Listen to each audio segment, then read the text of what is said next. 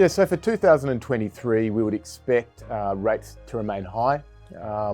Obviously, whether it's the US, the ECB, or the rest of the world, monetary policy has been tightened over the last 2 to 3 years. As a result of that, we would expect recessionary type environments for the US, for Europe, the rest of the world. Sticky inflation will continue, which will likely mean you will have weaker growth towards the end of the year. What does that mean for us? Well, it means for infrastructure stocks, regulated utilities will perform very, very well. These are essential service assets, regulated assets with a regulated return, which will deliver very stable cash flows, growing dividends and growing earnings over the next 2 to 3 years.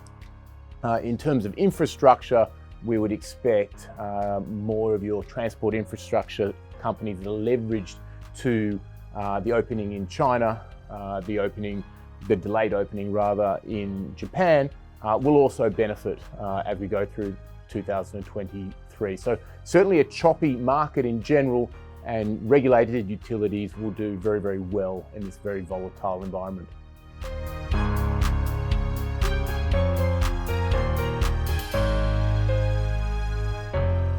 There are a number of key themes driving the infrastructure sector.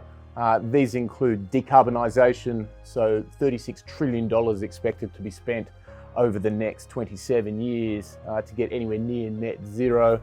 That will involve a huge amount of spend in contract renewables in general, almost 5 times the current capacity in wind and solar spent over the next 7-8 years.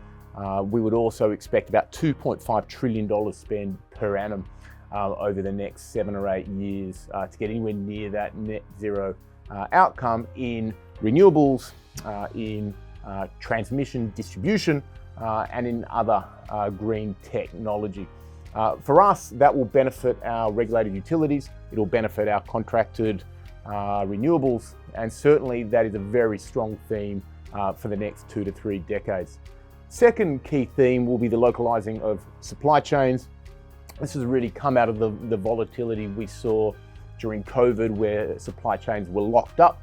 What we would expect to occur with this localizing of supply chains is, as we've seen in places like the US, $370 billion of US Inflation Reduction Act announced, which will incentivize the growth and development investment into renewables, into clean technology over the next 30 years. We would expect that to occur all over the world.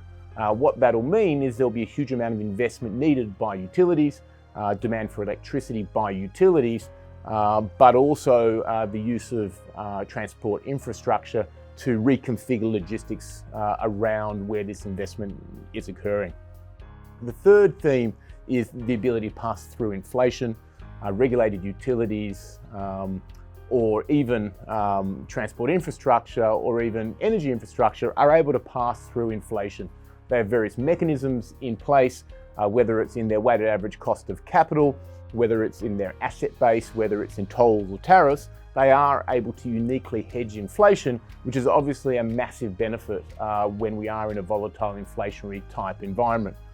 The next theme really is the spend that's needed in communication infrastructure as we move through different technologies, 4G to 5G, 5G to 6G. We would expect there to be a huge amount of investment needed by these telecommunications infrastructure assets as this data explosion occurs. And then finally, we are seeing unlisted infrastructure funds coming to listed infrastructure investment companies and acquiring assets. They're paying 30 to 40% premiums to where these assets are currently trading. And this really proves the point of the exceptional value that we think we are seeing in listed infrastructure companies right now.